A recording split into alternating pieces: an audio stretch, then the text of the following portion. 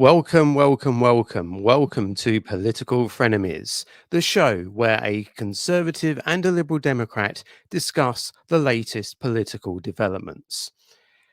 If you're watching on YouTube, please like this video, smash that subscribe button and tap the bell. And if you're listening to this on the various podcasting platforms, do give us a follow. Thanks, that all helps us out a lot. Representing Team Blue is myself, Chris Newton, a former Conservative Defence Advisor, and representing Team Yellow is Mathew Hulbert, Liberal Democrat activist and former councillor. Hello, Mathew. How are you doing this week? I'm really good, Chris. We were just saying off air there as we were preparing to record that on the day that we're recording this Saturday, late Saturday afternoon, obviously we've had the storm, and not very nice out there, is it? Either down in London where you are, or indeed up here in Leicestershire. Yeah, it's not great. It's very windy. It's very cold. Is rainy as well. All of the weather conditions that I absolutely hate. But I think I'm similar to you in the sense that usually living down in London, we don't get the worst of it. So it's very windy, but it's not as bad as it is, say, I think Wales has borne the brunt of it today. But I think you're the same. Yeah, absolutely. Up here in the landlocked Midlands, we don't tend to get the worst of the weather, thank goodness. But obviously, you know, our thoughts are with those who really are suffering today. I basically spent the whole day pottering around the flat here because I've not wanted to go out. I've got to go out later on because I've got a local Lib Dem function, which will be really nice when I get there. But it's just the thought of having to leave the flat at the moment. But it'll be nice to see friends and colleagues later on. So yes. So what are we talking about this week, Rick? I was just about to say rather you than me on various different levels, I think. But no, I'm sure you're all nice. I'm sure you're very nice. You know.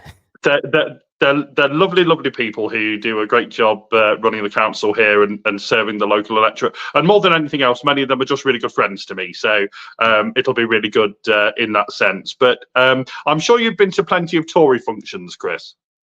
Oh yeah, plenty. Far too many. But yeah. It's always nice to, as you say, to catch up with like-minded people and talk about the latest gossip and talk about how our respective parties are doing. Normally that involves a lot of moaning, but it's always nice to chat to catch up with people. But as you say, what are we doing today? What's on the agenda today? Well, firstly, we're going to be discussing that this week. Keir Starmer set out his government targets as he set to relaunch his government. We'll be discussing, will this turn Labour's fortunes around? Next, with Reform UK beating Labour in a poll this week, we'll be discussing whether this is the first sign of a revolution in English and British politics and whether PR should be adopted to reflect this. We'll also be discussing whether football players should wear or be allowed to object to wearing rainbow armbands, and I'll give a brief update on the conflict in Syria. So that's what we're covering today. Let's do this.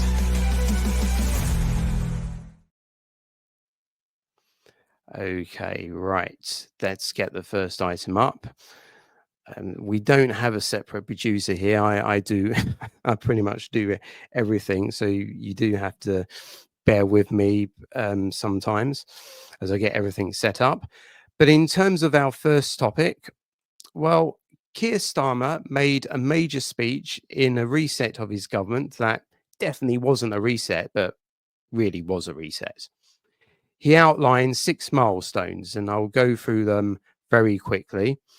High living standards and the highest sustained growth in the G7, 13,000 more police officers, PCSOs and special constables, build 1.5 million more homes and fast-track planning decisions on more than 150 major infrastructure projects, meet the NHS standard of 92% of patients to wait no more than 18 weeks for treatment, ensure 75% of 5-year-olds start school ready to learn, and securing homegrown energy to put the country on track to deliver at least 95% clean power by 2030.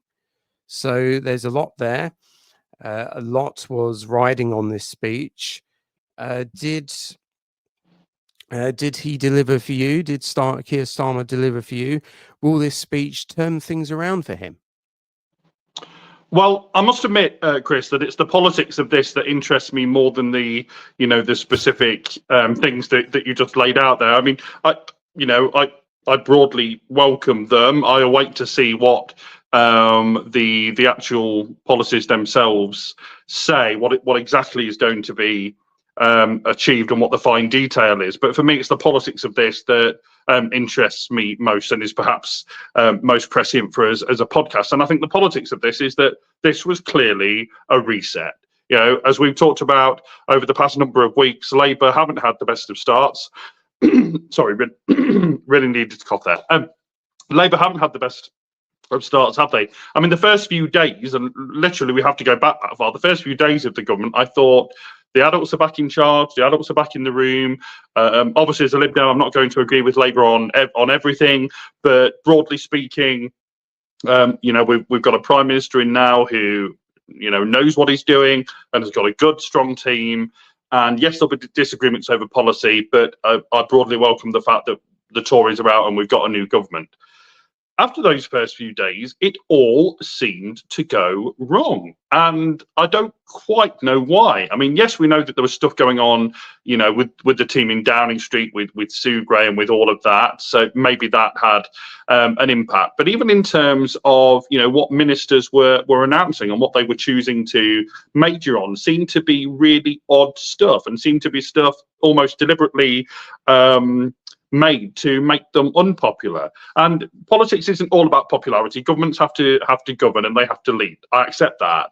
But it seemed that, for the first few weeks of a government to be announcing things like the winter fuel payment thing for pensioners, which went down like a lead balloon, and other things too, that it just seemed a really odd set of decisions.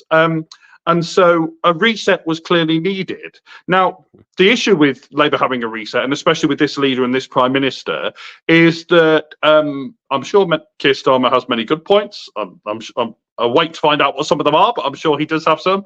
But he's not the most exciting of speakers. And actually, when you're doing a relaunch speech, there needs to be a bit of vim, a bit of verve, the atmosphere needs to crackle that yes, this is exciting and this is a new start and things are going to be better from now on.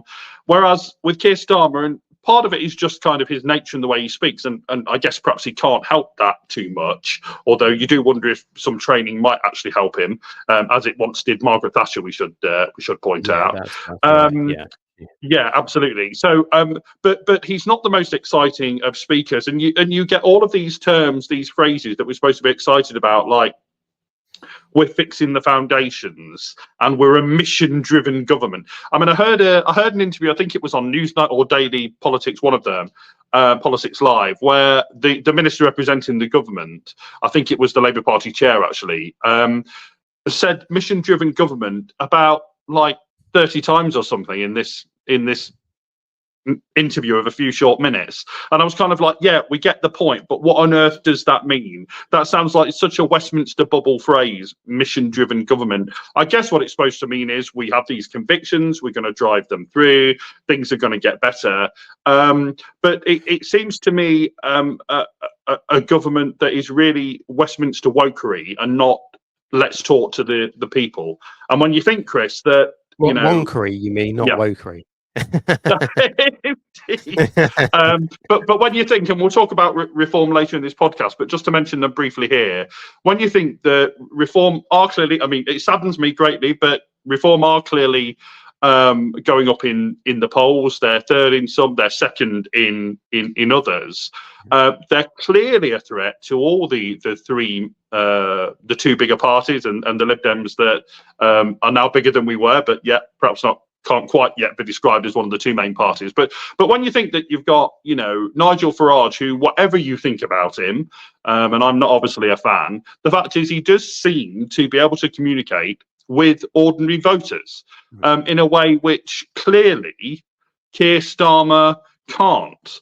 And so I think using these phrases that no one quite understands isn't especially helpful. So from your perspective, Chris, as a Conservative, I mean, you're never going to be especially predisposed to a Labour Prime Minister, but trying to be as independent as you can. What did you make of the speech this week?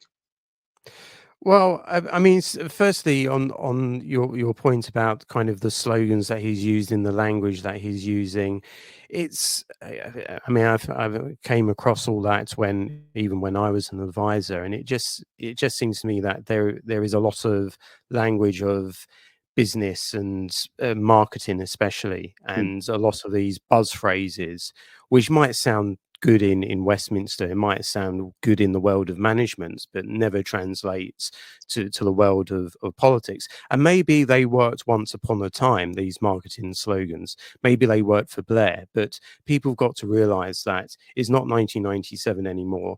It's a completely different political environment.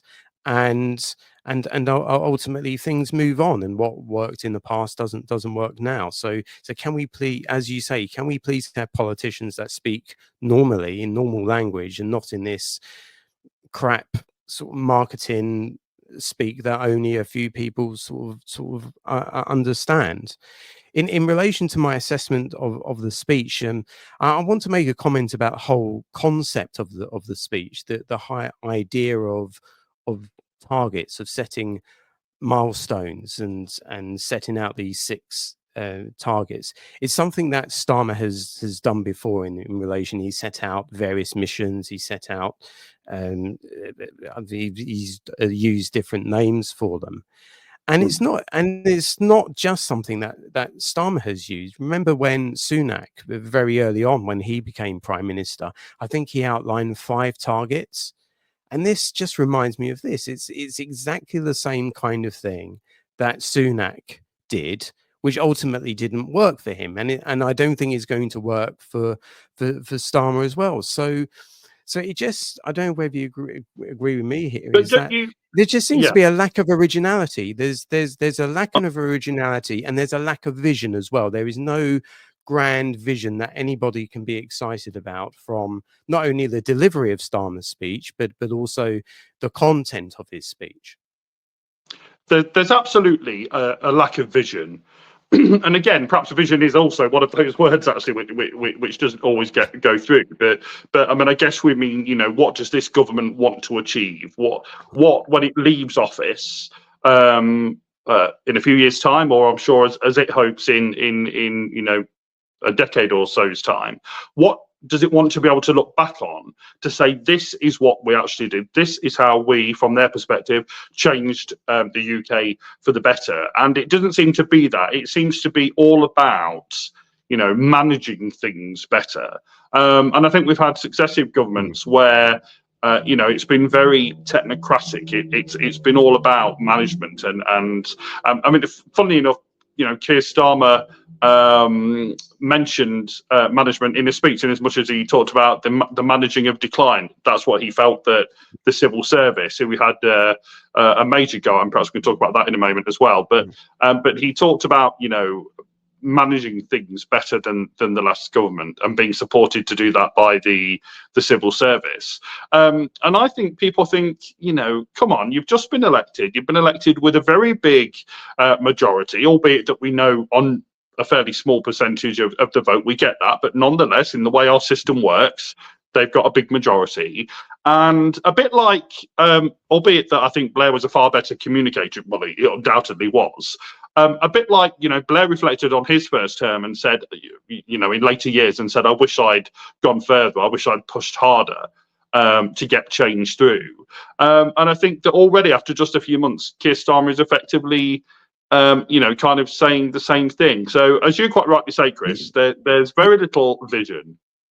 The other thing he does, and you can and obviously it's politics, and you can understand why he does that. But he has laid very heavily into the Tories and the Tory record, and people might say, But that's his job, isn't it, as well? justifiably. But he's doing it to the extent that it's losing people's confidence in the economy.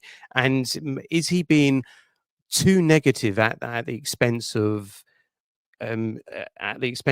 actually presenting a positive vision and a positive set of policies? Has he got the balance between negative and positive, which you need both in any kind of political agenda or campaign? Has he got the balance right there, or do you think it's fair game given the Tories' record in government?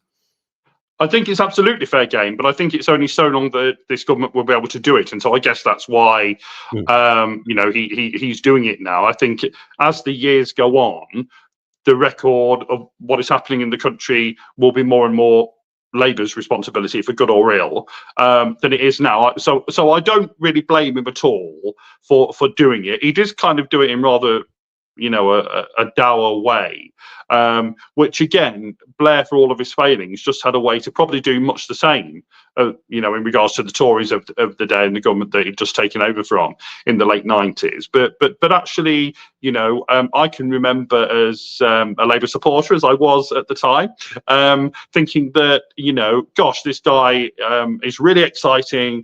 He's really passionate about the future of the country. Things are really going to change. Things are going to get better, for want of a better phrase. I don't think people have that, and even in the election campaign, and even after Labour had won, I don't think people had that confidence in Keir Starmer and in his government in the same kind of way.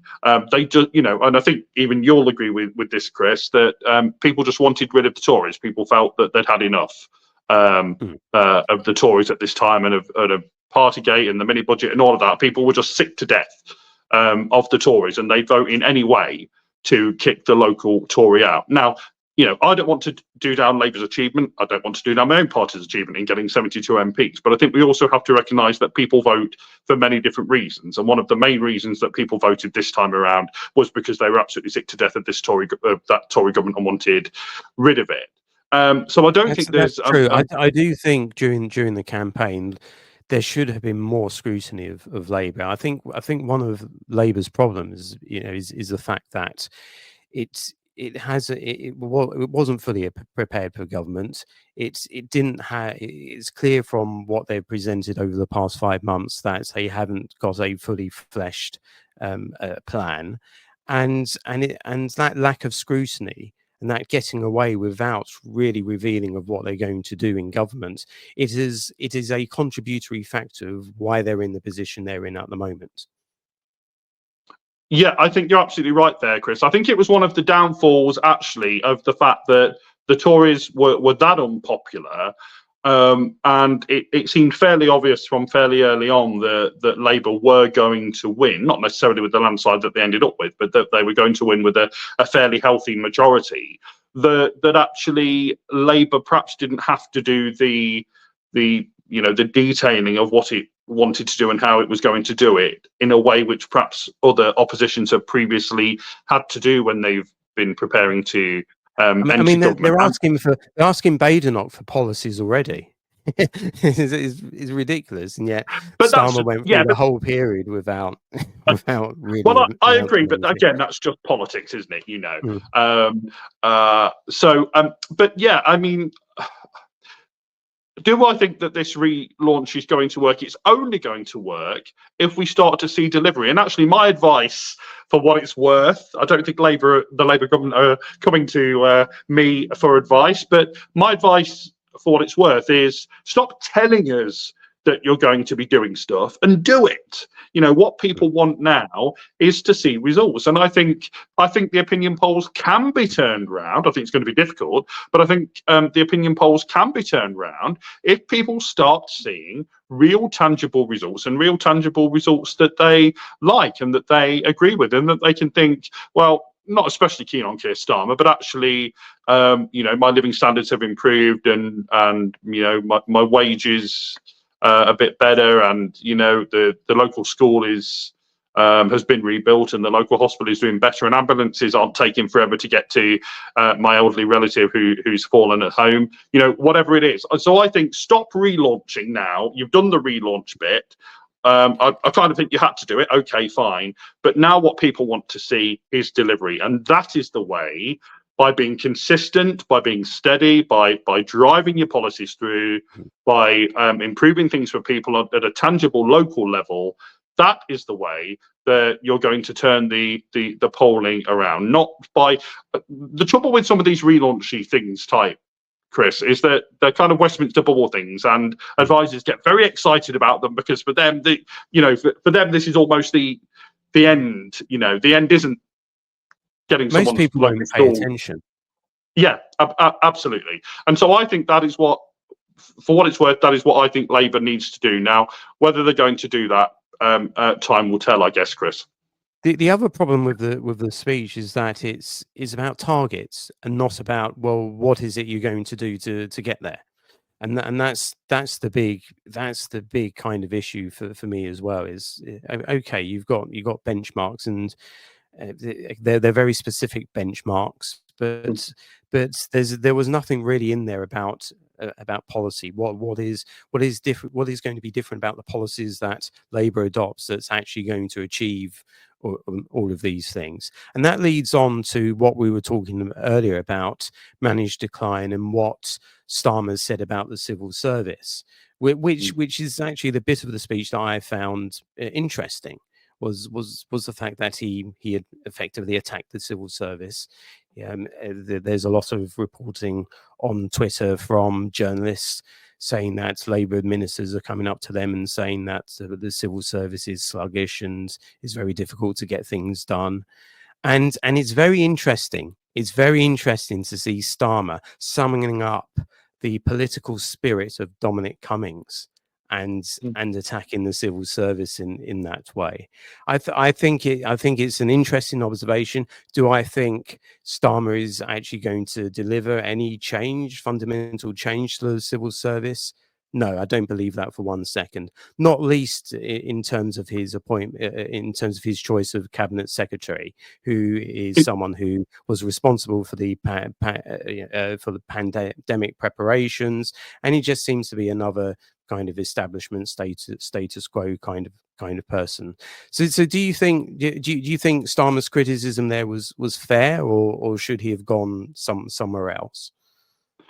I mean, I don't work with civil servants. I don't particularly know any. So in a sense, it's not for me to say that. But my impression is that I guess, like with every other profession, including politics itself, that, you get good civil servants and you get bad civil servants. Now, what I ask you, Chris, in return is, I don't know how much during your advisory days that you work with civil servants, but and I know that's going back a bit in time, but from your experience and from what you know, I mean, are civil servants kind of the roadblock to reform, as was once said of Gordon Brown, actually, by some of Blair's friends? But I mean, are civil servants the roadblock to reform, or is that kind of a myth?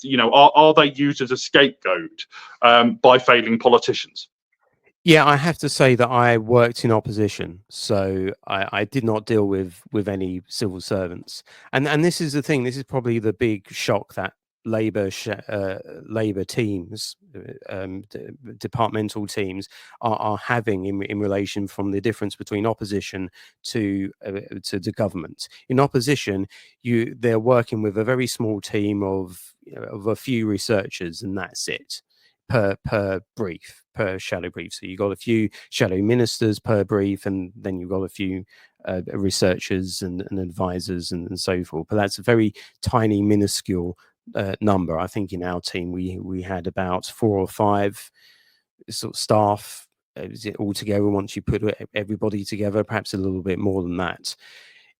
Of course, ministers have a whole department with a whole department load of civil servants. So negotiating that in comparison to a shadow team is night and day.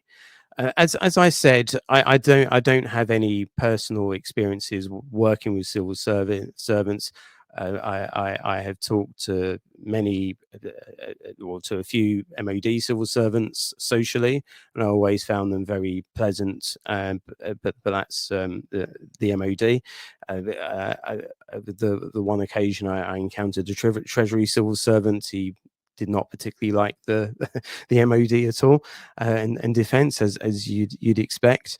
But so as I say, I don't have any personal experiences with civil service servants, but there have been a lot of stories during the Tory government days where there has been reports of blockages of civil servants causing difficulties. I think there was a report into Priti Patel, who was accused of bullying, but also the report also mentioned that the senior civil servants in the Home Office weren't exactly supportive either.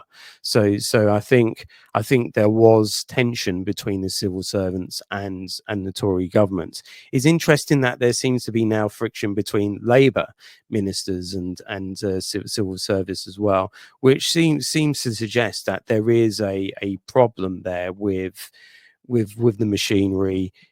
Whether it seems to me to be, it seems to be quite independent in itself, which which is kind of thing that perhaps you expect of it, but at the end of the day, it is there to serve the government of the day, and it just seems to me that there does need to be, I would argue, for fundamental changes. I think that there isn't. That each minister has 2 or 3 SPADs, depending on which department you are. Some ministers have more SPADs than that, special advisors, I should say. I think it's ridiculous. I think the amount of political support that ministers have is absolutely minimal, and I would beef up the political appointees quite considerably within the civil service, and maybe then, once the minister has more political backup, they might be able to drive through changes more then. But I don't know, what do you think of that? Yeah, I think you talk a lot of sense, Chris. I mean, wasn't it a Tory or a group of Tories? I don't think it was just one who called the civil service the blob. Yeah, I think that was a Michael Gove, Dominic Cummings thing initially. And that was referring to not just the civil service, but the whole kind of, especially in education, like the whole profession, the whole institution of education, being of a certain political sort of left-wing disposition and resisting kind of change, especially during the Gove days.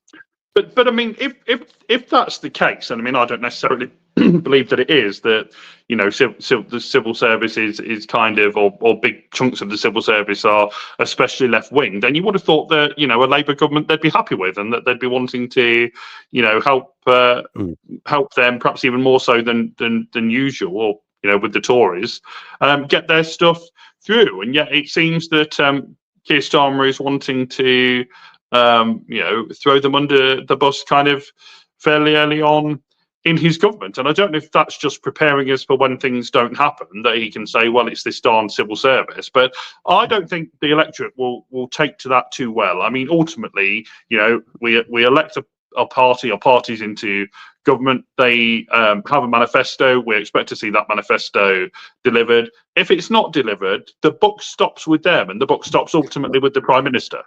It's interesting you say that, because Starmer spent all of this time saying how useless the Tories were, how much the Tories failed, and if he's now making the argument that the civil service machinery isn't fit for purpose, to use the phrase that John Reid made of the Home Office civil service, if Starmer is now making that argument, well, does that call all of his criticisms of the Tories into question?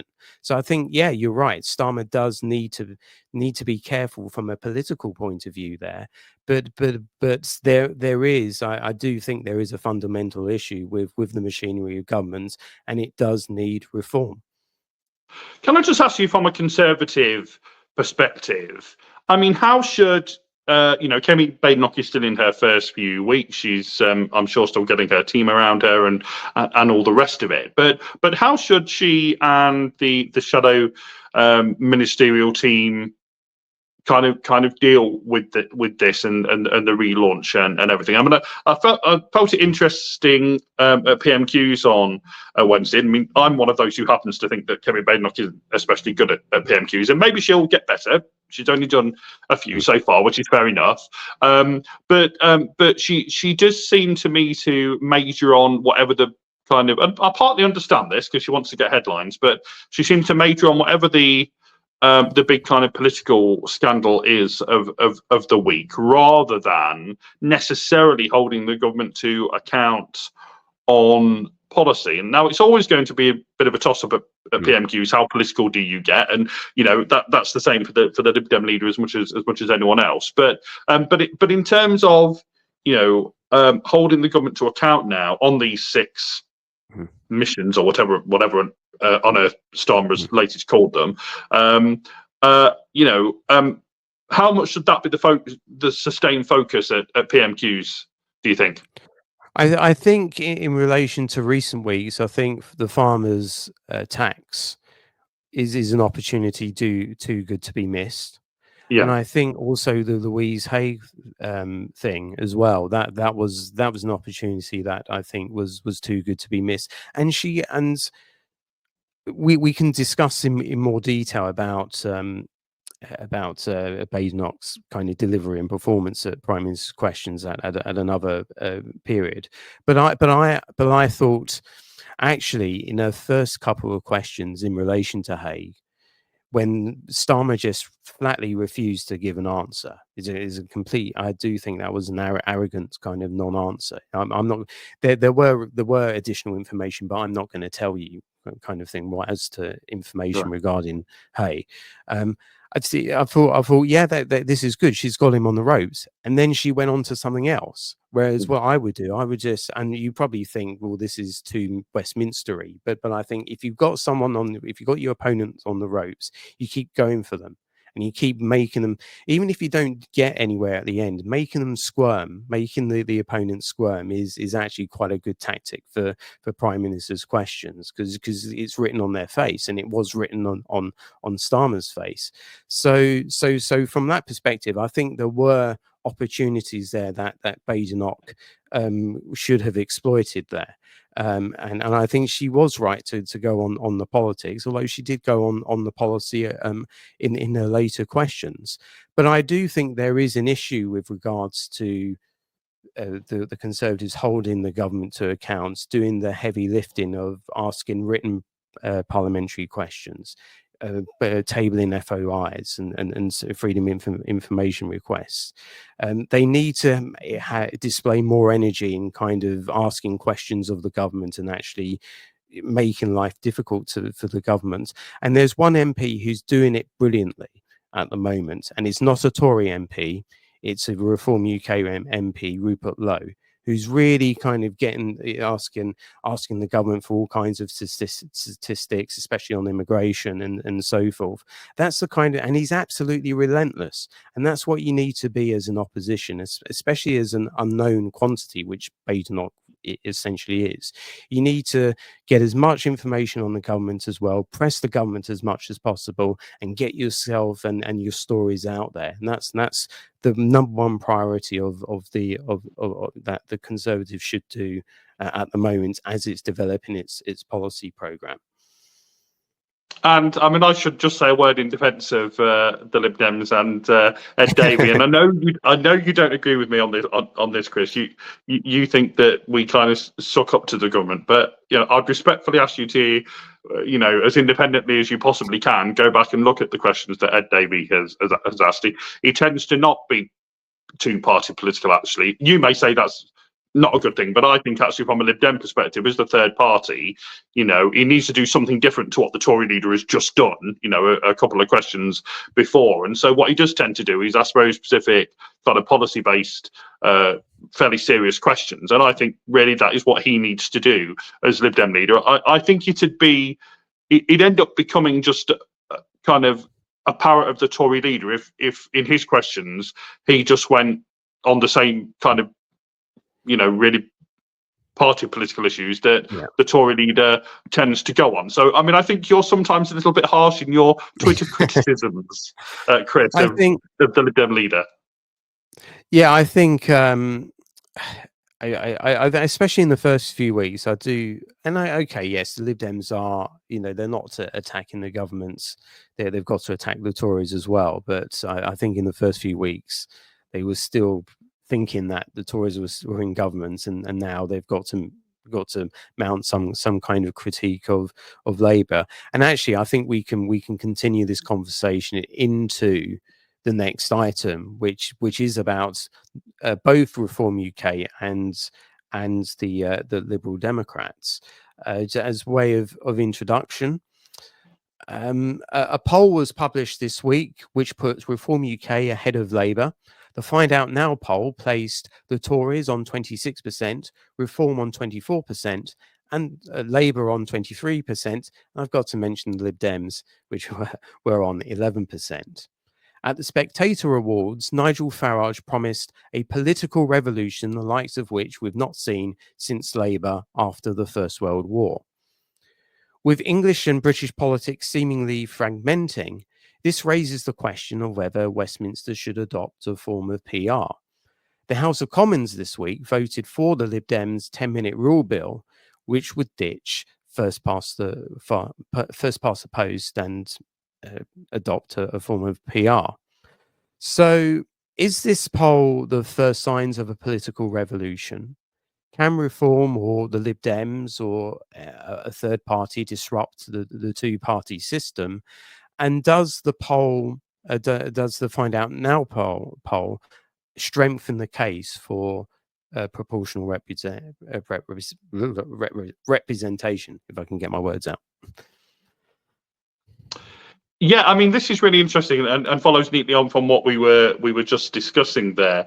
And so I think there's a number of things on this. So first of all, really interesting to see. And, we should just say that, although there was this vote by MPs, and there was a majority, albeit that I think it was 2 MPs, but a majority is a majority, that voted for kind of in principle a change to PR. The government has sadly said, from my perspective, Keir Starmer said at Prime Minister's questions on Wednesday that the government won't be making time for this bill, which means it won't become law. But I think it's interesting nonetheless that in a vote of MPs, actually, a majority did support PR on this occasion, and it is becoming more and more of an issue. And actually, I know some people have previously said, "Oh, that is just a Westminster bubble issue." Actually, I think more and more people recognise that, whatever view that they take on it, that it's an important issue to be debated and argument to be having. So I think that's interesting. I think in terms of the polling, and the fact that Reform fairly consistently now are in the top 3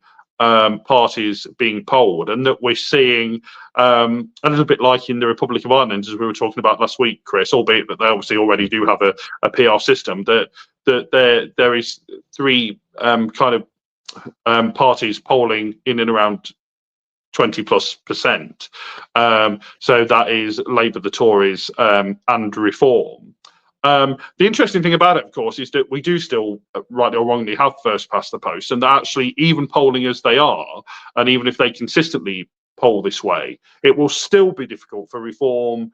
They'll still have to work all the harder to grow their number of MPs at the next election. So I do rather think that Farage, as is his wont, was rather being boastful over and above what Reform is probably able to achieve at the next election. But do I think that they could come back with a considerable number of more MPs? Yeah, I do think that. And I mean, do I think that certainly in one leap they'll be able to overtake the Lib Dems as the third party? Not necessarily, actually. And I think that what we need, and again, the Lib Dems aren't coming to me for advice, albeit that I'm one of their members. But what I would say to them is that their MPs need to really bed down in their new constituencies and make sure that they hold on to them at the next election, regardless of what happens to Labour. Because as me and you have said before, Chris, in the past, it does tend to be that the Lib Dems tend to do better at general elections where Labour also does well. It could be the case that Labour does fairly catastrophic. I'm also having trouble with my words today, Chris. It could be that Labour does fairly badly at the next election, and we need people to still feel confident enough from a Lib Dem perspective to vote for the Lib Dems regardless of that. And I think that's only going to happen if our MPs really do become the local champions that we Lib Dems always profess to be. So I think that it's perfectly possible that the Lib Dems could return as the third force once again at the next election. But I do think. Sorry, yeah. Yeah. So I mean, clearly already there's a protest vote. It's usually something that you see midterm, but as we discussed in the first item, that Labour has been so utterly appalling that there's already quite a sizable protest vote. The Liberal Democrats have traditionally been the beneficiaries of protest votes in the past, but now it's Reform UK. That was pre-coalition, Chris. Yeah.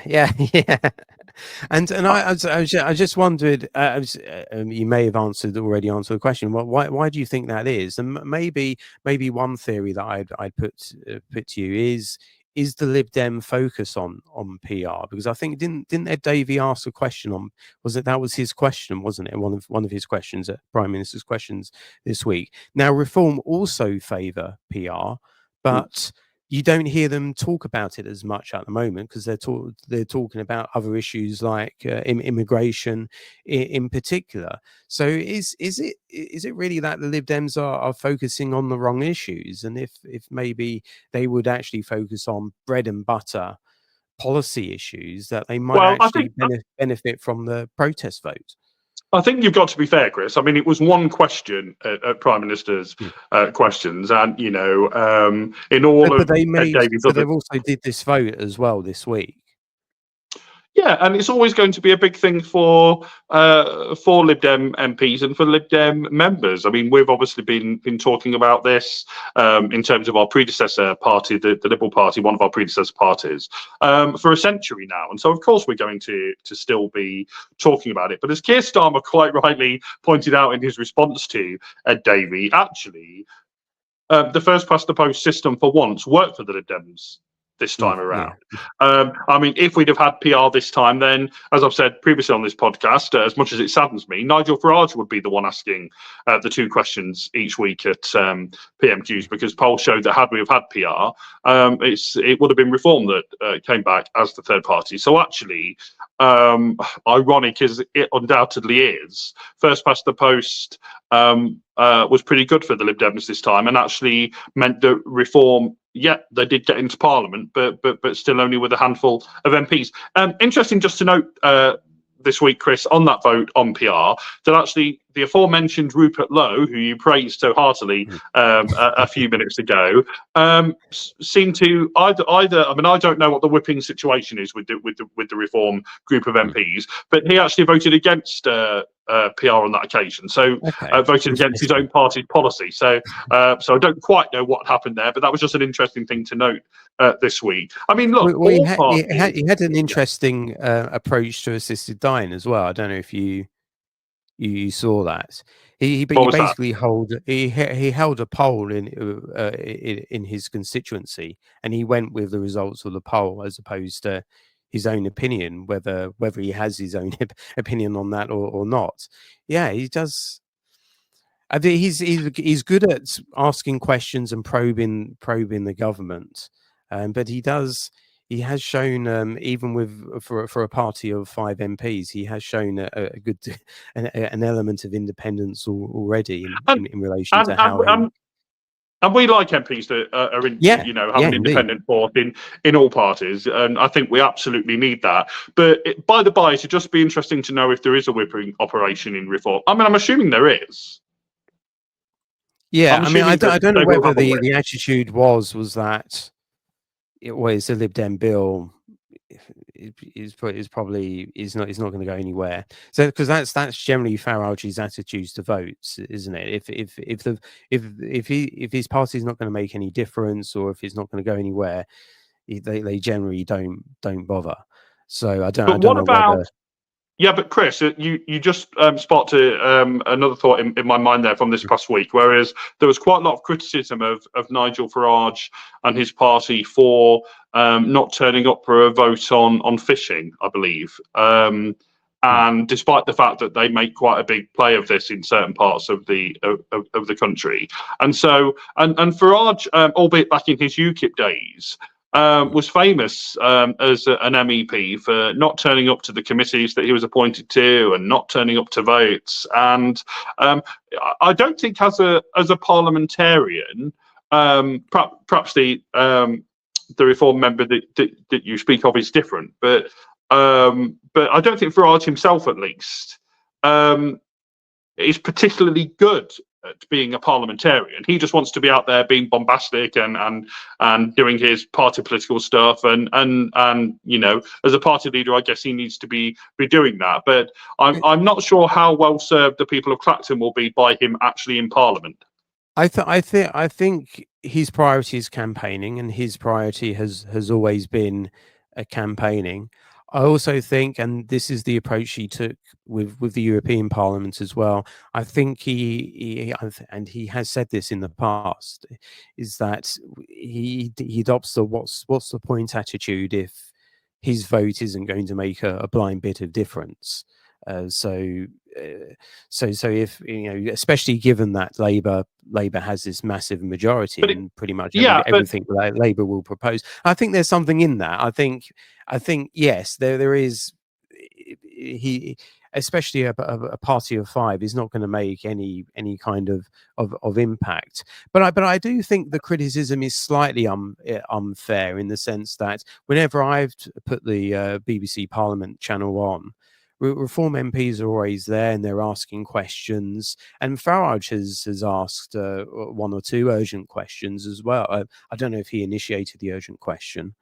He may have done. I can't remember. But he has, for example, asked questions about the Chagos Islands and so forth. So they do they are in the chamber making their points.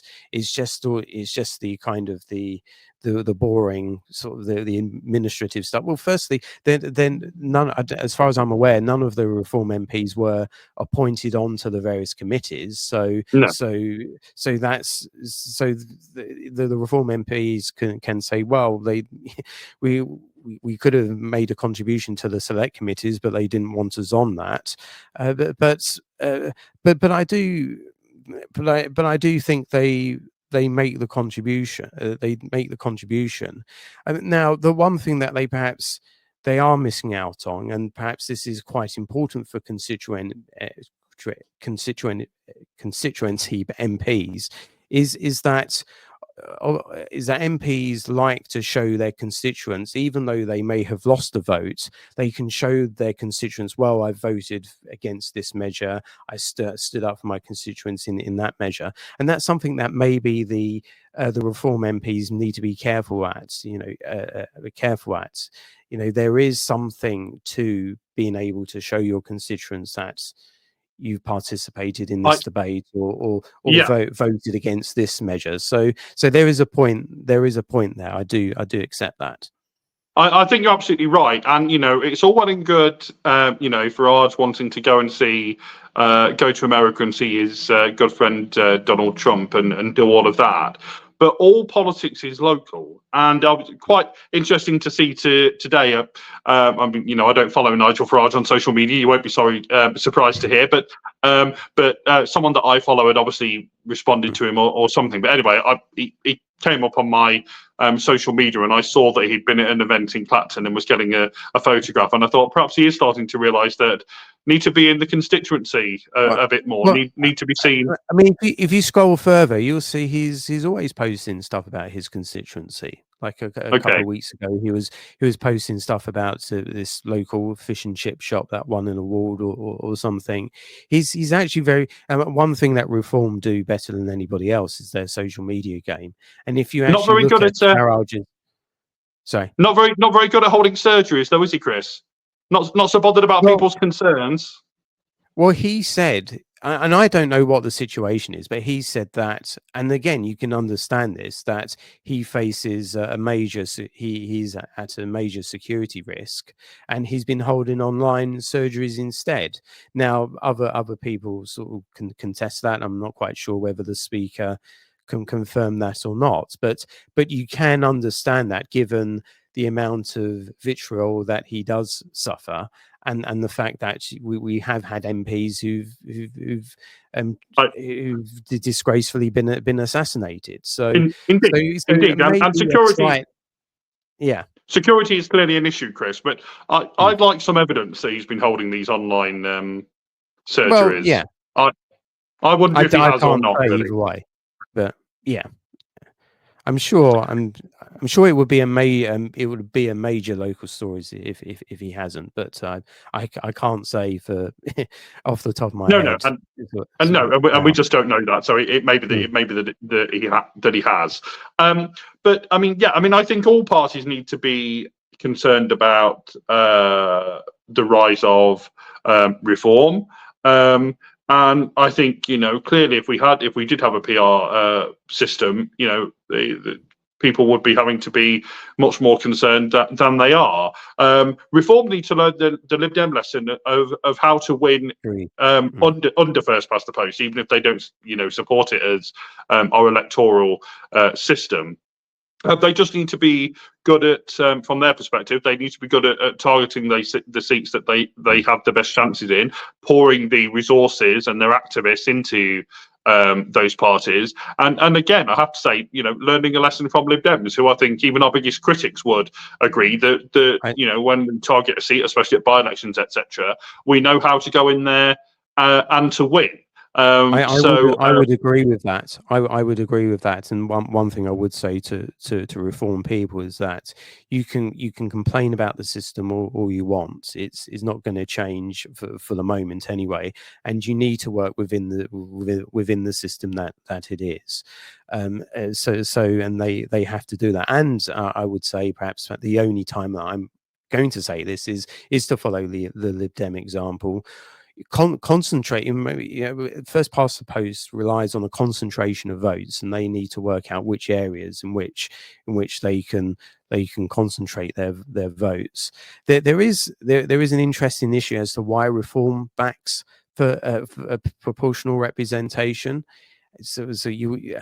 They've left the Tories because they can't stand them, and yet they've backed the system where the only way in which they're going to get into government is to form a coalition with the Tories. I don't quite understand that, but that's their policy, that's their approach, but they need to understand that they need to in order to be successful, in order to gain more MPs, they need to work with the system that's in place at the moment. Yeah, absolutely. And I think my kind of perhaps closing thought on this, Chris, is that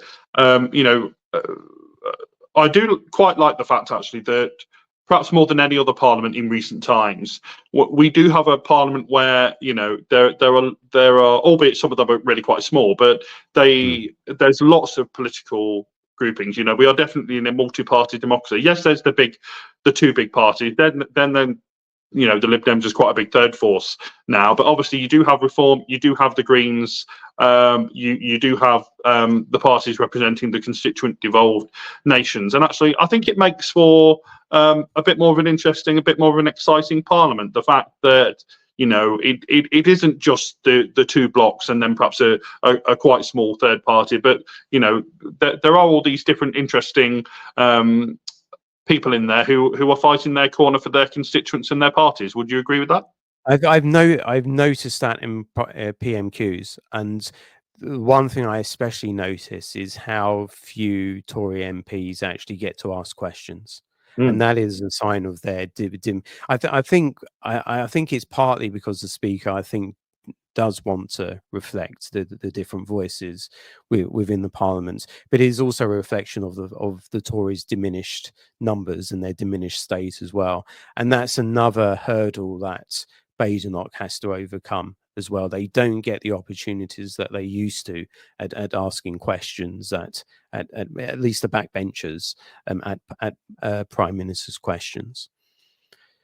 Absolutely. Okay, right. Shall we move on to the last substantial item? I'll mention something about Syria very quickly at the end, but this is a topic that you raised, Matthew. And what this is in Premier League football, Ipswich Town captain Sam Morsey has refused to wear a rainbow armband, citing religious beliefs. Crystal Palace captain Mark Gehi also wrote "I love Jesus" or "I heart Jesus" and "Jesus loves you" on his armband. Gehi was reprimanded for breaching the rules prohibiting the wearing of political or religious slogans. The rainbow armband is part of an initiative which campaigns against homophobia in football. So your reaction to the story, do you support the footballers' rights to refuse, object to the wearing of the armband, and or should there be these sort of initiatives, these wearing of these armbands and so forth in the game, and maybe the focus should just be on football? So I think this is really interesting, Chris, as a subject for me, because and why I wanted to, have a brief discussion about it on the podcast this week was because, I'm a gay man. I'm part of the LGBT plus community. I'm also actually a Christian, albeit a small L liberal Christian. Now, so I mean, do I think there should be initiatives like this? Yes, I do, and the reason that I do is because there is still homophobia in football, if not so much. Hopefully amongst the players. Sadly, sometimes we do still hear it sometimes in the stands, and I know someone who was heavily involved with the LGBT plus supporters group at Leicester City Football Club up here in Leicestershire, and they do fantastic work, and there's such groups at most clubs as well. So I think they really do an important job on behalf of LGBT plus fans of football. Now, should footballers be forced to wear them? No, of course not. I mean, I can only speak for me, but I would say that I don't want a player who doesn't support my equality to pretend that he does. But equally, and someone else said this on a program this week, and I agree with it. I don't like kind of hiding behind religion. If it's just your, if you are just, and I don't know about these particular footballers, and I'm not claiming this of them, but if basically, you hold quite homophobic views, then in a sense, just be honest about that. I mean, I don't like hiding behind my religion, because I can, I won't do this, but I can spout to you Bible passages that I would say absolutely are, supportive of same-sex relationships, etc. So, I mean, if we start quoting Bible passages, at each other, I don't think that really helps matters. And so, I mean, I would rather a footballer that doesn't support my equality doesn't pretend that they do, but I think they need to be honest about what their reasonings are, and I think hiding behind I would guess what they should say is that they're hiding behind their version of what they think their religion tells them and what their religious book or text tells them. I think that's more honest than just saying, "Oh, I'm religious, therefore," almost as if everyone who's religious, holds kind of homophobic views, which I don't quite think, which I know for a fact isn't the case. And I think most Christians are supportive broadly supportive of LGBT plus equality. So sadly, this kind of thing, always comes up when these types of initiatives are held. But in a sense, that's why they're held. They're held to show why they're still needed. And they're still needed because sadly there are players who, for their own reasons, don't necessarily support LGBT plus equality, and also because, as I've just stated, there is still sometimes, sadly, hopefully from a minority, some homophobia up in the football stands. Yeah, I should say apologies if you can detect any technical difficulties. Our signals dropping in and out. I did manage to get all of what you said, but if you're listening to this and you can detect like robotic voices and so forth, apologies for this. We always seem to catch the windy days, and that does seem to interfere with our with our signals. But no, I understand what you're saying. The two things I would say in response to that is firstly, people do hold genuinely religious convictions and religious opposition to homosexuality. And as we have freedom of religion, and religion is a protected characteristic also, they are entitled to cite religious beliefs in relation to their decision with regards to the armbands. And I don't suppose you're ever going to know whether they're genuine or not, but you know, surely you accept that, you know, people hold genuine kind of religious objections, even though you or I would not agree with that. And that's, in a free society, they're free to voice their beliefs as well.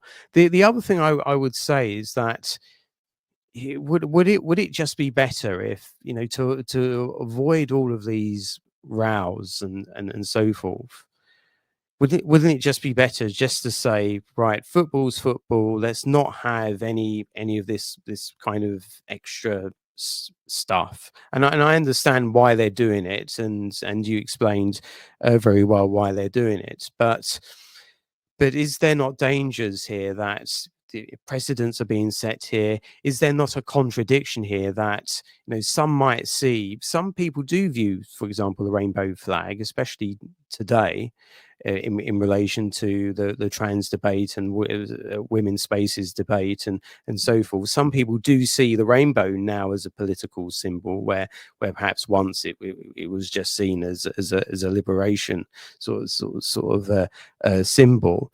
So is there a contradiction that ultimately they're allowed to wear, people are allowed to wear armbands, but people aren't allowed to wear their express themselves in relation to religion or campaign for religious tolerance or any other kind of tolerance? And therefore, wouldn't it just be better if we're just consistent above the board and say, look, a football kit is a uniform, and like any uniform, it shouldn't be added to, and therefore, just to avoid any kind of contradiction, any kind of rows, any kind of big major flare-ups which involve the sport, let's just stick to football and stick to the football kits.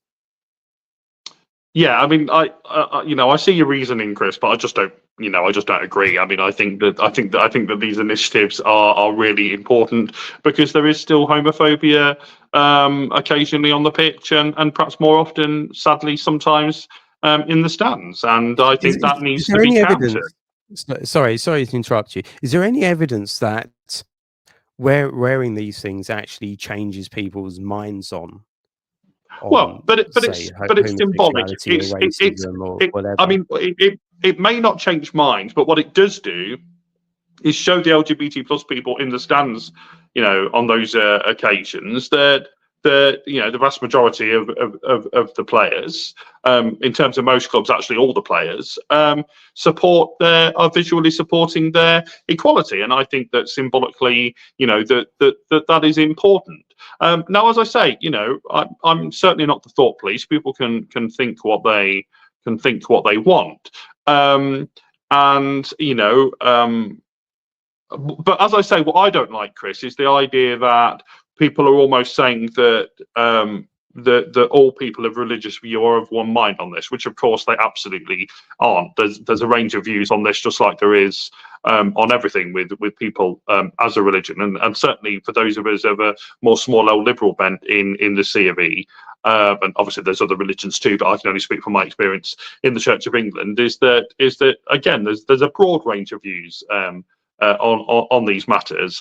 So I mean, I think it's just an interesting debate, but I personally support the initiative. I'm really pleased to see that most players have worn the armbands.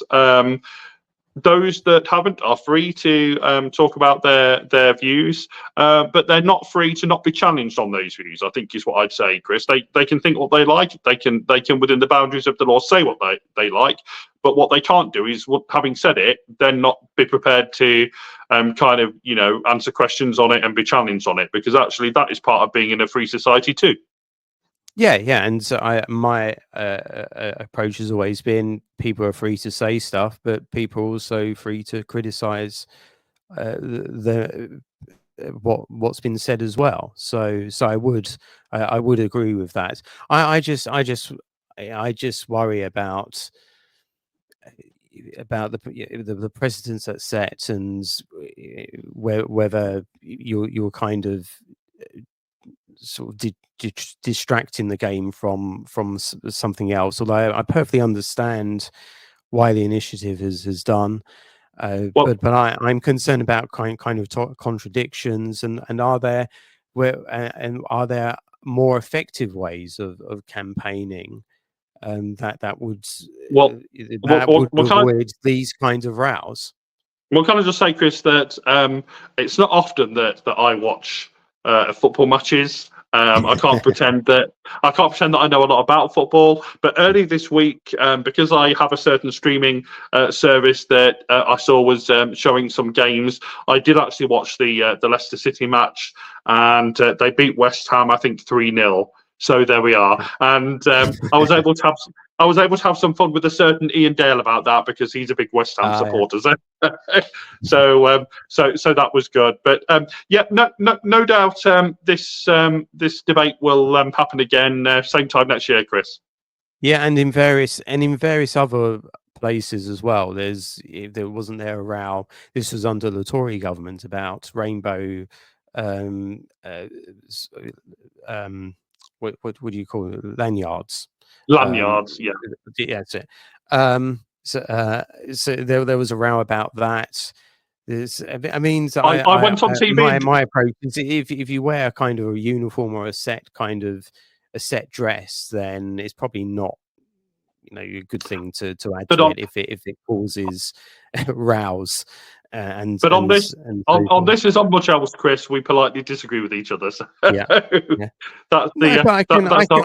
It's one of these things. I mean, I don't feel absolutely strong in it, and I can see both arguments there. But yeah, it's just. I think I'd rather be discussing kind of other things than what people wear. But there you go. So. Okay, right. Last week we briefly talked about Syria. There was a new offensive by the coalition led by the Hayat Tahrir al-Sham, which was gaining momentum and success. In the last week they had managed to capture Aleppo. There has been more development since then. They captured Hama on the 5th of November. And as we speak, there have been reports that the rebels are advancing to or on the outskirts of Homs and even Damascus. And there's even been footage of people in a Damascus suburb toppling the statue of Assad's father, who was president before him, Hafez al-Assad. So as you can see, things are moving quite quickly now, but it's still an ongoing story. If the coalition the rebels are able to capture those 2 cities, it effectively reduces Assad to the coastal bit of Syria. And that's interesting because the Russians have a naval base and an air base in that strip. It remains to be seen whether Assad would be able to maintain a rump of territory in that area. But we'll have to see. It also has to be said that the Syrian Democratic Forces, the Kurdish forces, have also launched an offensive and have managed to capture territory as well. So this is a very significant story. It's kind of been ongoing, and it has major implications if the rebels are able to be even more successful that they have. It has implications for Russia, Iran, for Hezbollah, for Turkey, for Islamic State, and also for the US and the West as well. But what I thought we'll do is that we'll see what happens today. We'll see if the rebels are able to capture any more significant cities, and if the story unfolds even further, and we learn about what Assad is doing or what's happening to Assad, then we will discuss this in more detail next week. Last Saturday, there were various claims being made that didn't actually come to pass. So I think it's wise at the moment, and given that it's a very complex subject, there's all different factions, there's all different groups in Syria. I think it's wise, and any good analyst I think would be wise just to watch what's going on, and then after significant events have happened, then start to reflect and talk about the implications for the future and for the wider geopolitical situation as well. But there is a major story breaking as we're recording this on the Saturday, and we'll have to see what happens throughout the weekend. But absolutely. That is it from us.